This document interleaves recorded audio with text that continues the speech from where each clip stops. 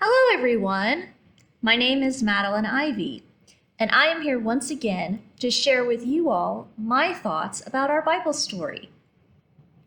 Well, this week's Bible story is actually 3 short stories that tell how the first believers in Jesus, how they acted together.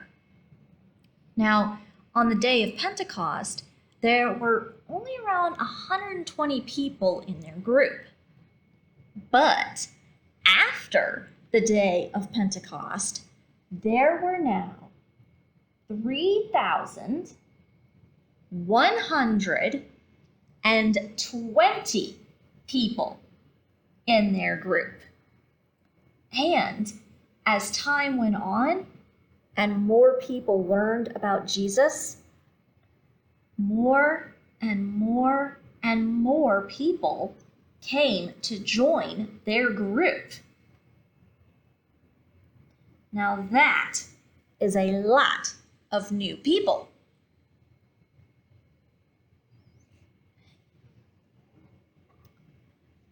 Now, there are some people out there who really don't like when new people join a group that they are a part of.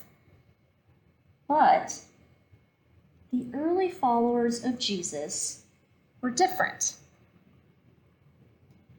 Instead of not liking all of these new people or deciding that all of these new believers in Jesus shouldn't be part of their group, instead, the early followers of Jesus welcomed all of these new people into their group. Our Bible story tells us that the believers in Jesus shared their homes with one another. They shared meals together, breaking bread and eating together. They also prayed together. And they learned together. They listened to the apostles as the apostles taught them. And so over time, they were rather quickly becoming good friends with one another. And then, whenever someone in their group needed something, they would work together to provide for that person.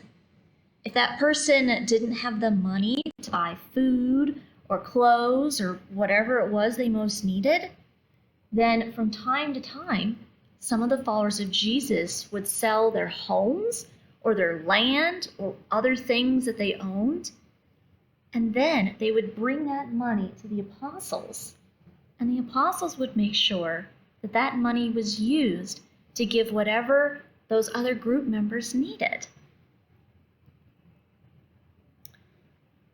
Well, the believers in Jesus, the reason why they did this is because none of them felt like they actually owned the things they had.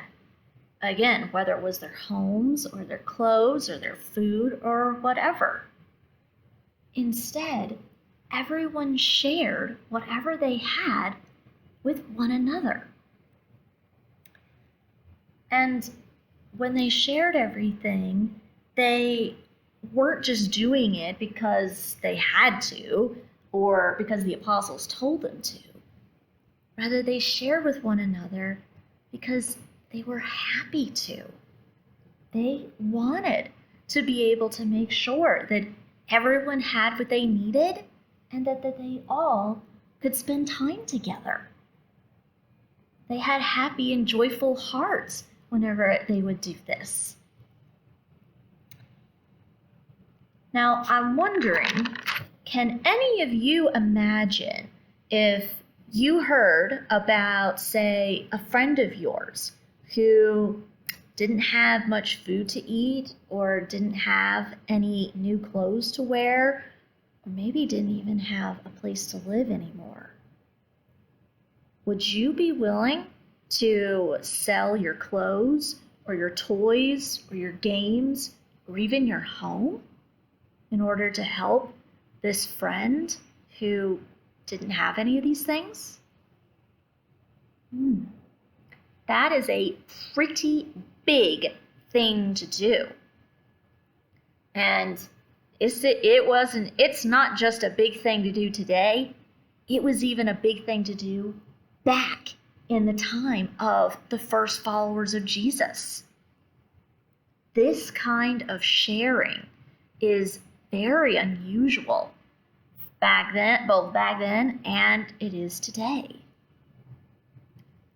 What the early Christians were doing reminds me of a story I once heard about a little girl who really liked to share whatever she had. Her dad tells this story. On one chilly day, this little girl and her dad had gone out and they stopped at a park.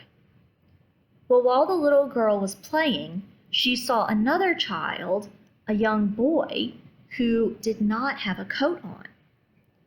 Well, it was cold that day, and the little girl wondered, why didn't this boy have a coat? So she went over to the boy and she asked him, "Where is your coat?" And the little boy said to the little girl, "I don't have a coat." And immediately the little girl took off the coat that she was wearing and she gave it to the little boy to keep. Well, then when the girl returned to her dad asked the little girl, "What happened to your coat?" And the little girl said that she gave it to the little boy. Well, when her dad asked her, why did she do this? The little girl said, because he didn't have one. What that little girl did, and what the early Christians were doing, well, that is the kind of sharing and giving that God absolutely loves. This kind of sharing and giving is what's known as generosity. Generosity means giving something, or often giving up something, as in giving away something, usually a lot, like as in giving way more than what would be expected, and giving happily and without expecting something in return. That's what generosity means. And that is what the early Christians were doing for one another. Now, I don't think that the kind of giving and sharing described in our Bible story, I don't think that it means that every single one of the believers in Jesus were giving away or selling absolutely everything that they had. So that way, no one had any homes or food or clothes or anything.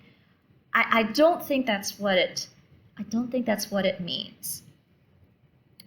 Rather, I think this kind of sharing and giving, what it means is that we understand that God has given us everything we have. Everything is a gift from God. And so we should use the things that God has given us in the way that God wants us to. After all, no one likes giving a gift to someone and then that person doesn't do anything with the gift or uses that gift in a way that the person who gave it did not intend the person to. Now, God has told some people in the past to give up everything that they had, and many of those people did. But God has also told some people to keep the things they have, but use them in a way that helps others. For example, some people open up their homes and let people stay in their houses, people who may not have anywhere else to go. Other people share their food with someone else who doesn't have any food. Other people take clothes that no longer fit and they give them to people who don't have any. They donate those clothes. The things that the early Christians were doing, these were all ways that they were showing their love for one another. Today, we can share this same love with one another. You might be wondering, well, I don't know how I could share those kinds of things. Like, yeah, I have a home, but I don't think I could share it. And I don't know exactly how I would share my food, but maybe I could give something to someone? Well, some examples of how you could share this kind of love with others is you could take all of your toys that you don't really play with anymore and have a garage sale, and then take the money that you make from selling your toys and give that money to someone who really needs it. You could also give that money to your church, and your church can then use that money to help give people whatever it is that they need, people who wouldn't be able to have those things without that help. You could also invite someone who is lonely over to your home and share a meal with your family. You could also bring your friends over and have them be a part of your family devotion or your family worship time. You could go and play games with other kids who maybe wouldn't get the chance to do so. You could play with them and share your toys. You can read to them or just simply sit on a hill and look at the clouds and pick out shapes in the clouds. It's all about showing love to other people. It is all about sharing God and God's love with other people. There are many, many, many ways that you can share what you have with others. Now, if you're not sure exactly what you could do, just pray and ask God how God wants you to share what you have. You can trust that God will not only hear you, but that God will show you what God wants you to do with the things that God has given you. And you just might end up discovering how good and happy it makes you feel when you give and share with others. Thank you all so much for joining me for my story thoughts today. If you have any ideas on how you can share the things that you have, I would love to hear your ideas. Feel free to send them to me or any questions you might have.